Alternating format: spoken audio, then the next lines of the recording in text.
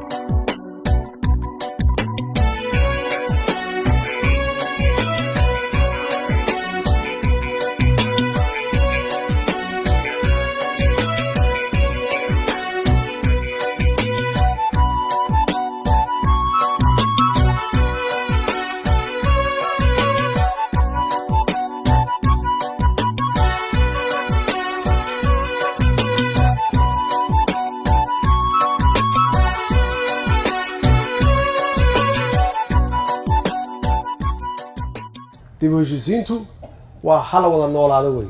Ummaddu ha wada noolaato. Qof kaligiis noolaan kara ma jiro.